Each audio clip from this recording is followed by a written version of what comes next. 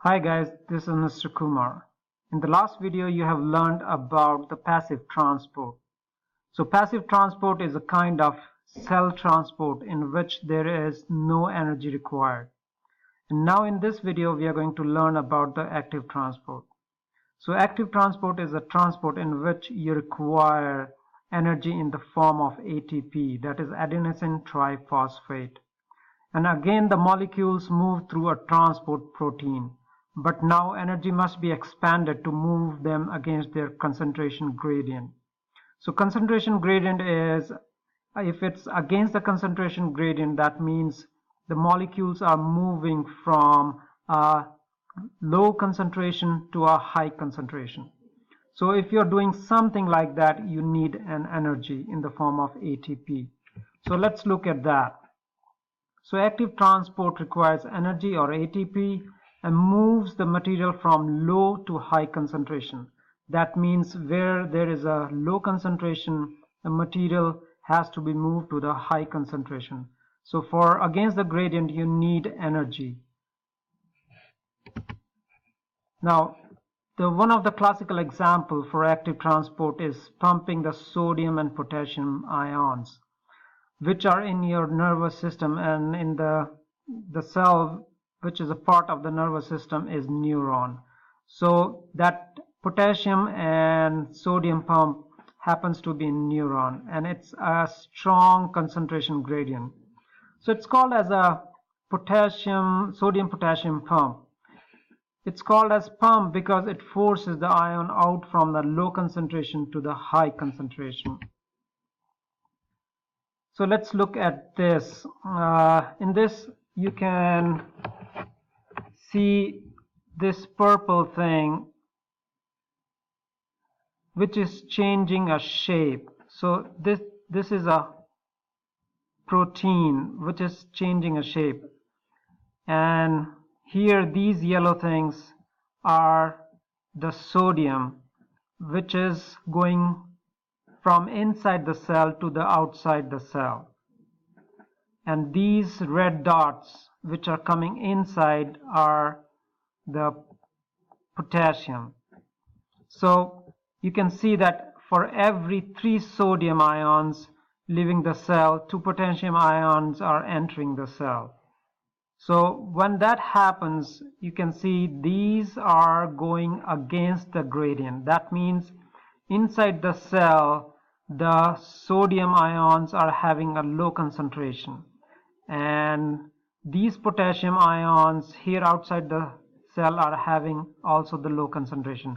So they are entering into a zone of high concentration. So you can say here sodium is having a low concentration and potassium is having a high concentration. And outside the cell, the sodium ions, I will put a positive sign to make it a ion, it's a high concentration. And here the potassium are also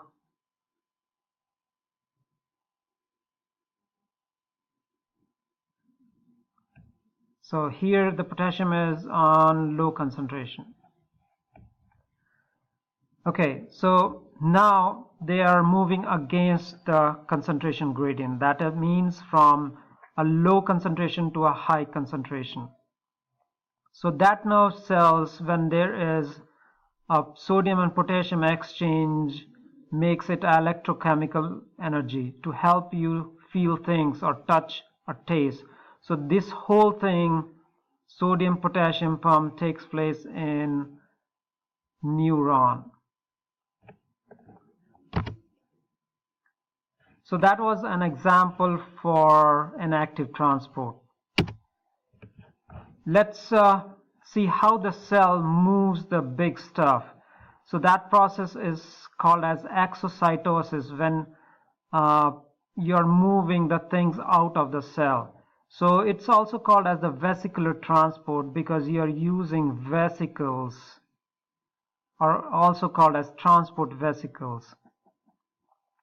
These vesicles are sac-like structure made up of phospholipids. So if you remember, cell membrane is also made up of phospholipids, and these transport vesicles are also made up of phospholipids. So these are having the material which has to be transported out.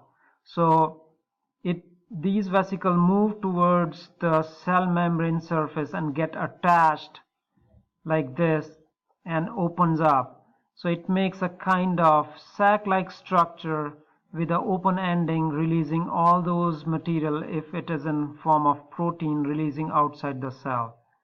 So this was exocytosis, when you're moving the things out of the cell with the vesicular transport.